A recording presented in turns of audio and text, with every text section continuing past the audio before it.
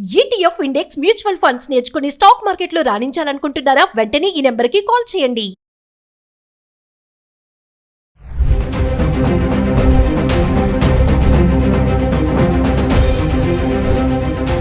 నమస్తే, welcome back to Suman TV.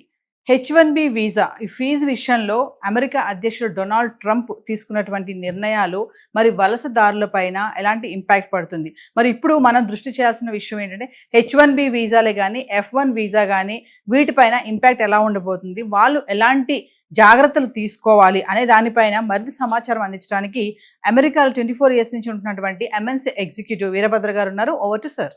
నమస్కారం నవీన్ గారు, మీకు మీ ప్రేక్షకులకి నమస్కారం. అట్లనే రాబోయే విజయదశమి శుభాకాంక్షలు. సో ఈ రోజున మనము పోయినసారి మాట్లాడుకున్న టాపిక్కి కంటిన్యూషన్లో ఏంటంటే కొత్త లా వచ్చింది ఆల్రెడీ కాంగ్రెస్ హౌస్లో పాస్ అయిపోయింది. అది త్వరలో అది లాగా తయారవుతుంది. దానివల్ల వచ్చే కష్ట నష్టాలు ఏంటనేది మనం లాస్ట్ వీడియోలో మాట్లాడాము. కానీ దానికంటే కూడా మరింత క్లిష్టతరమైన కష్టతరమైన పనులు త్వరలో రాబోతున్నాయి. అవి కూడా మనం తెలుసుకున్నట్టయితే ఎవరెవరైతే సర్దుకోవాలో వాళ్ళు సర్దుకోవచ్చు. ఇప్పుడు ఏంటంటే పాలంటీర్ అనే ఒక కంపెనీ ఉంది. పాలంటీర్ వాళ్ళకి మల్టిపుల్ ప్రోడక్ట్స్ ఉన్నాయి.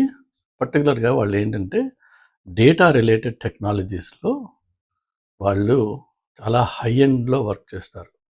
ఇనిషియల్గా అనలిటిక్స్ ఉండేది, తర్వాత ఏఐఎంఎల్ యాడ్ చేశారు. అట్లనే ఒరిజినల్గా వాళ్ళు ఫామ్ చేసినప్పుడు ఇనిషియల్గా వాళ్ళు మెయిన్లీ డిపార్ట్మెంట్ ఆఫ్ డిఫెన్స్ తోటి వర్క్ చేసేవాళ్ళు. బికాజ్ ఇక్కడ డిఫెన్స్ కాంట్రాక్ట్స్ చాలా పెద్దగా ఉంటాయి. కొత్త కంపెనీకి ఒక కాంట్రాక్ట్ మంచిది దొరికిందంటే చాలు, వాళ్ళు 10 మందితో చేయాల్సిన అవసరం లేదు వాళ్ళకి. సో అక్కడ వాళ్ళు మొదలుపెట్టారు. అలానే ఆ కంపెనీ ఫౌండర్ ప్రెసిడెంట్ ట్రంప్కి చాలా close, belongs to the inner circle. అది ఇప్పుడు కమర్షియల్గా ఓపెన్ అప్ అయ్యింది, ఎక్స్పాండ్ అయింది. చాలా కంపెనీ పెద్ద పెద్ద కంపెనీస్తో వర్క్ చేస్తారు.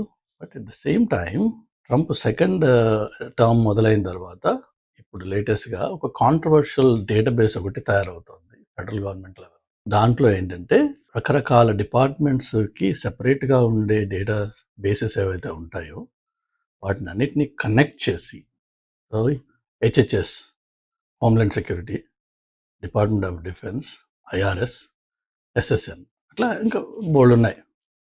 కానీ ఈ పెద్ద 4 కలిపితే మీకు తెలిసేది ఏంటంటే వాళ్ళు ట్రాక్ చేయబోతున్నది ఏంటంటే, ఫర్ ఎగ్జాంపుల్ ఒక ప్లేస్మెంట్స్ కంపెనీ.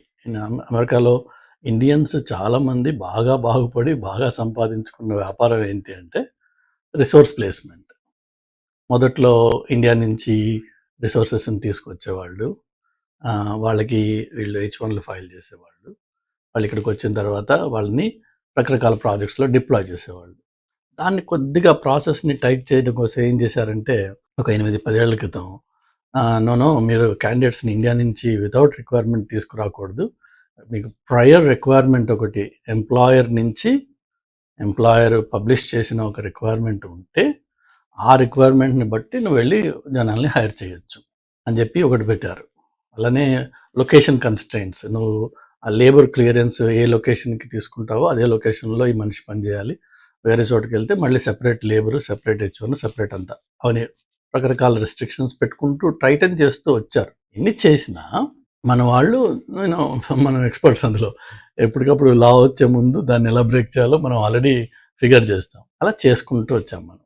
కానీ ఈ IRS ఏదైతే మాకు ఇంటర్నల్ రెవెన్యూ సర్వీస్ అని ఉందో, ఎక్కడి నుంచి అయితే ట్యాక్సెస్ అన్ని కలెక్ట్ అవుతాయో, ఎవరికైతే ట్యాక్సెస్ మేము ఫైల్ చేస్తామో అది సెపరేట్గా ఒక ఎంటిటీ. ఇటు ఇమిగ్రేషను, హోమ్లాండ్ సెక్యూరిటీ సెపరేట్గా ఒక ఎంటిటీ. అట్లా దేనికి దానికి సెపరేట్ ఎంటిటీస్, సెపరేట్ డేటాబేసెస్ ఉండడంతో వీటిని కనెక్టెడ్గా ఇన్వెస్టిగేట్ చేయడం, కనెక్టెడ్గా చూడడానికి కొన్ని పెద్ద కేసెస్లో వాళ్ళు చేశారు. ఆ మధ్యన వెస్ట్ కోస్ట్లో ఒక చాలా పెద్ద body shopping resource supplying company ఎవరైతే ఈ పెద్ద పెద్ద టెక్ కంపెనీస్కి రిసోర్సెస్ని ఇచ్చేవాడో అతన్ని అరెస్ట్ చేశారు. Because he had several misrepresentations in the H1 or labour clearance అప్లికేషన్స్లో. దాంతో అతన్ని ఈవెన్చువల్గా ఈ ఫ్రాడ్ కింద అరెస్ట్ చేశారు. So his business has gone. కానీ అదే వ్యాపారాలు, అదే పనులు మన వాళ్ళు గత 25 ఏళ్ళుగా బాగా చేశారు ఇక్కడ. అందులో కొంతమంది బాగా సంపాదించారు. అంటే ఏంటంటే లేబర్ క్లియరెన్స్ అప్లికేషన్‌లో ఫైల్ చేసేటప్పుడు ఏదైతే మనం సాలరీ ఇస్తాను పలానా ఈ రిసోర్స్, ఈ క్వాలిఫికేషన్స్ ఇతన్ని నేను తీసుకురాబోతున్నా.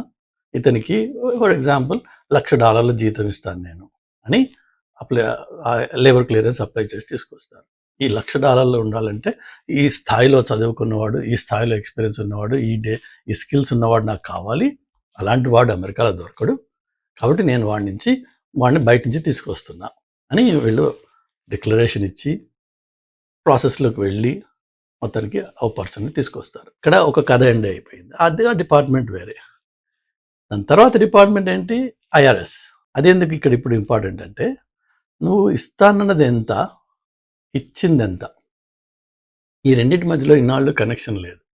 అంటే $1,00,000 జీతం ఇస్తానని చెప్పి ఒక మనిషిని తీసుకొస్తే వాడికి నువ్వు $1,00,000 పేరోల్లో నడిపావా లేదా?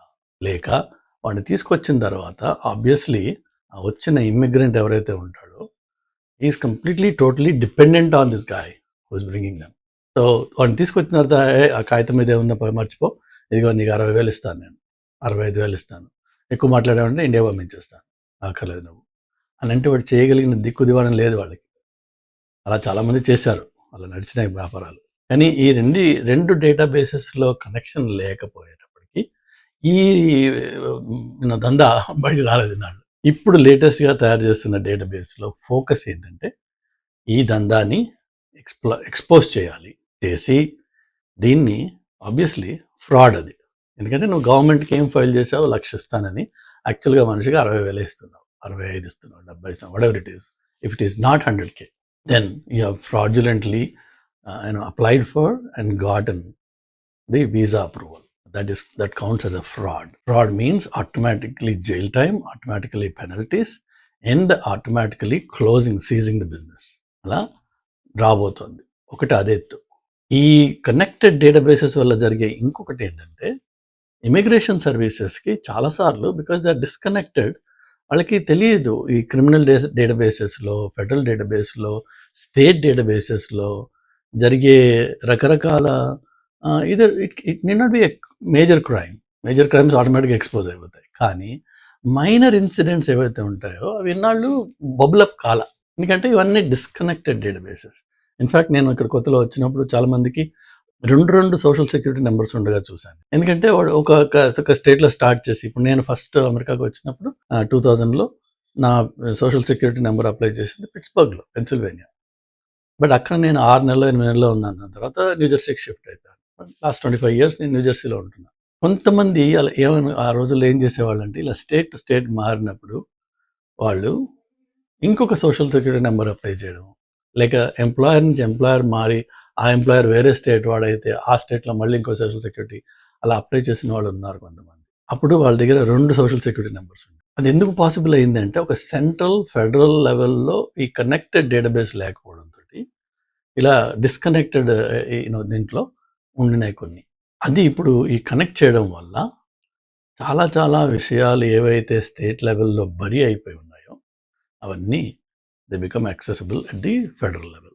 అండ్ లక్కీగా ఇప్పుడు ఏఐ ఏదైతే ఇన్నోవేషన్ ట్రాన్స్ఫర్మేషన్ మొత్తం ప్రపంచాన్ని ఊగిస్తుందో ఆ ఏఐతో ఈ పాలంటీర్ డేటాబేసెస్, పాలంటీర్ వాళ్ళ కేపబిలిటీస్ వాళ్ళ ప్లాట్ఫామ్లో వాడి ఈజీగా ఇలాంటి కేసెస్ని వాళ్ళు బయటికి తీస్తున్నారు.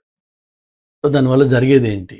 లాస్ట్ వీడియోలో నేను చెప్పినట్టుగా ఎవరెవరికైతే చిన్న ఇష్యూస్ గతంలో జరిగాయో, DUI అనుకున్నాం, డ్రైవింగ్ అండర్ ఇన్ఫ్లుయెన్స్, అది okay, that's one level of offence. But there are also other offences which may be smaller in nature. Let's say for example reckless driving. So అది వచ్చో రాకో మొత్తానికి ఏదో రెక్లెస్ డ్రైవింగ్ అయ్యింది, accident అయ్యింది, మనం వెళ్ళిపోయి you plead guilty and you pay whatever fine it is and then case is closed. అక్కడ state లెవెల్లో, సిటీ లెవెల్లో, కౌంటీ లెవెల్లో క్లోజ్ అయిపోతుంది. అలా ఇప్పటికీ జరుగుతాయి, అప్పటి నుంచి జరుగుతూనే ఉన్నాయి. కానీ ఇప్పుడు ఈ ఫెడరల్ లెవెల్లో ఒక కనెక్టెడ్ ఈకో సిస్టమ్ వచ్చేటప్పటికి ఏమవుతుంది అంటే ప్రతి మనిషికి, పర్టికులర్లీ నాన్ సిటిజన్స్ అంటే పర్మనెంట్ రెసిడెన్స్ మీద ఉన్నవాళ్ళు, గ్రీన్ కార్డ్ మీద ఉన్నవాళ్ళు, అలానే మిగిలిన అన్ని రకాల వీసాలు ఏదైనా సరే, it doesn't matter what visa, అన్ని రకాల వీసాల వాళ్ళు వీళ్ళందరినీ they are called non citizens. వీళ్ళకి స్టేట్ లెవెల్లో కానీ ఫెడరల్ లెవెల్లో కానీ ఏ మాత్రం ఇలాంటి విషయాలు ఉన్నా అది చిన్న మైనర్ ఇన్ఫ్రాక్షన్ అయి ఉండొచ్చు, కానీ they going to take that up and make the person ineligible for any extension or renewal of that status. అంటే ఆ 3 ఏళ్ల పాటు H1 ఉండి ఒకవేళ ఎవరైనా ఇక్కడ ఉన్నారనుకోండి, H1 ఉన్న రోజులు ఇక్కడ ఉంటారు, కానీ ఎప్పుడైతే H1 రెన్యువల్కి వెళ్తారో ఇది ఫ్లాగ్ అవుతుంది, because now they are all connected. ఆ ఫ్లాగ్ అవ్వగానే they say you are not eligible, decline. If you're already in the US you have to leave. అలానే ఇలాంటి చిన్న చిన్న ఇన్ఫ్రాక్షన్స్ ఉన్నా కూడా వాళ్ళు గ్రీన్ కార్డ్ నుంచి సిటిజన్షిప్కి అప్లై చేయడానికి దే ఆర్ నాట్ ఎలిజిబుల్. వాళ్ళు ఉండొచ్చేమో ఇక్కడ, ఎందుకంటే వాళ్ళకి రెన్యువల్స్ అనేది లేదు. గ్రీన్ కార్డ్ కూడా రెన్యువల్ ఉంది, మళ్ళీ రెన్యూ చేసుకోవాలి, కానీ దానికి డ్యూరేషన్ కొంచెం ఎక్స్ట్రా లెంగ్త్ ఉంటుంది. బట్ వాళ్ళకి సిటిజన్షిప్ అప్లై చేసే ఎలిజిబిలిటీ తీసేస్తున్నారు. ఇవి రెండు కాకుండా ఇంకొక విషయం నేను చెప్పాలనుకున్నది ఏంటంటే, గ్రీన్ కార్డ్ హోల్డర్స్ ఎవరైతే అమెరికాలో ఉన్నారో, ఇంతకుముందు ఏదో వీడియోలో చాలా రోజుల క్రితం నేను చెప్పాను, ఇక్కడ చాలామంది వాళ్ళ పేరెంట్స్కి, ఎందుకంటే ఓన్లీ బ్లడ్ రిలేషన్కి మాత్రమే మనము స్పాన్సర్ చేయొచ్చు. ఇప్పుడు నేను సిటిజన్ అనుకోండి, మా అన్న తమ్ములకి, అక్క చెల్లెలకి, నేను మా అమ్మ నాన్నకి, వాళ్ళకి నేను గ్రీన్ కార్డ్ స్పాన్సర్ చేయొచ్చు. అది ఒకప్పుడు 10 ఏళ్ళు, 12 ఏళ్ళు, 13 ఏళ్ళు అలా వెయిట్ పీరియడ్ ఉంటుంది, కానీ దానివల్ల బాగుపడ్డ ఫ్యామిలీస్ చాలా ఉన్నాయి. కానీ అలా కాకుండా ఉత్తనే గ్రీన్ కార్డ్ చేయొచ్చు కదా, చేసి పారేద్దాం, ఒక అప్లికేషన్ వేద్దాం. ఇప్పుడు అదే 10 ఏళ్ళకి వస్తుంది. వచ్చిన తర్వాత ఏమవుతుంది, ఆ గ్రీన్ కార్డ్ తోటి సరదాగా ట్రావెల్ చేస్తుంటారు బ్యాక్ అండ్ ఫోర్త్. వాళ్ళకి మళ్ళీ ఈ B1, B2లు ఇన్విటేషన్లు అవి అక్కర్లేదు అనమాట. Come here like permanent resident. 6 months 1 year ఉంటారు, మళ్ళీ వెళ్ళిపోతారు, మళ్ళీ 6 months 1 year తర్వాత మళ్ళీ వస్తారు వెనక్కి. అట్లా కొంతమంది పర్టికులర్లీ నార్త్ ఇండియాలో ఉన్న కొన్ని కమ్యూనిటీస్ దాన్ని బాగా వాడుకున్నారు. సో ఇప్పుడు కొత్తగా మానిటరింగ్ చేసేది ఏంటంటే, ఈ విధంగా గ్రీన్ కార్డ్ సంపాదించి అమెరికాలో తక్కువ టైం ఉంటూ అవుట్ సైడ్ ద యూఎస్ ఎక్కువ టైం ఉండే వాళ్ళకి they going to pull them up and cancel their green card. ఎందుకంటే నీ ప్రైమరీ రెసిడెన్స్ యూఎస్ కాదు, నీకు దగ్గర గ్రీన్ కార్డ్ ఉండొచ్చు, కానీ నీ ప్రైమరీ రెసిడెన్స్ యూఎస్ కాదు. నువ్వు సరదాగా ఏదో 6 నెలలు ఇక్కడ ఉంటున్నావు, మళ్ళీ పోయే 2 సంవత్సరాలు ఇండియాలో ఉంటున్నావు, మళ్ళీ ఏదో వచ్చి 6 నెలలు ఉంటున్నావు ఇక్కడ. But you're basically an Indian resident that is carrying a green card from the US. That's not the way the purpose of, or the way a green card is supposed to work. You're supposed to be a permanent resident of the US and visit other countries and come back. ఆ equation ఎప్పుడైతే ఉల్టా అవుతుందో వాళ్ళు scrutiny చేసి ఆ green cards వాటిని cancel చేయబోతున్నారు అన్నమాట. సో ఇట్లా రకరకాలుగా ఎన్ని పద్ధతుల్లో ఈ ఇమిగ్రేషన్ని టైటన్ చేయాలో అన్నీ చేస్తున్నారు. ఇమిగ్రేషన్లో మంచి వార్త వచ్చింది, ఇండియన్స్కి పండగ, 2,500 కడితే గ్రీన్ కార్డ్ వచ్చేస్తుంది, 7 ఏళ్ళు ఉంటే గ్రీన్ కార్డ్ వచ్చేస్తుంది, 5 million కడితే గోల్డ్ కార్డ్ వస్తుంది. ఇవన్నీ హంబగ్. ఈ ఆన్లైన్లో, ఈ యూట్యూబ్లో జనాల్ని పిచ్చివాళ్ళు చేయడానికి తప్ప వచ్చే 4 ఏళ్ళ వరకు ఇమిగ్రేషన్లో ఎలాంటి శుభవార్తలు రావు. Things are only going to get tough. అన్నీ టఫ్ అవుతాయి తప్ప, అన్నీ క్లిష్టం అవుతాయి తప్ప ఈజీ అయిపోయి రెండు అని పిలిచే రోజులు పోయినాయి. ఒకవేళ ఈయన వెళ్ళిపోయిన తర్వాత కూడా 4 ఏళ్ల తర్వాత కొత్తగా వచ్చేవాడు ఎవడైతే ఉంటాడో వాడు ఓవర్ నైట్, రాత్రికి రాత్రి ఇదిగో నేను మార్చేస్తున్నాను మార్చలేడు. అంటే వచ్చే 10 ఏళ్ల వరకు దాదాపు ఇదే సిచ్యువేషన్ కంటిన్యూ అవుతుంది. కాబట్టి ఎవరెవరైతే అమెరికా ప్లాన్స్, అమెరికాలో హైయర్ ఎడ్యుకేషన్, ఇక్కడ వచ్చి జాబ్, ఇక్కడ H1B ఇలా అనుకుంటారో, నా సలహా ఏంటంటే దయచేసి ఆల్టర్నేట్ లొకేషన్స్ చూడండి. జర్మనీ ఇన్వైట్ చేస్తుంది క్వాలిఫికేషన్స్, వెల్ క్వాలిఫైడ్ పీపుల్ని. చైనా రమ్మంటుంది, అట్లనే కెనడా కూడా అనౌన్స్ చేసింది ఇవాళ, provided your qualified hi tech qualifications అంటే. సో అటు వెళ్ళండి. But American dream for immigrants has come to an end and is going to come to an end. This is the end of it. ఈ phase ఏదైతే గత 25 ఏళ్ళుగా Y2K నుంచి మొదలయ్యి 2024 వరకు నడిచిందో that's the end of it.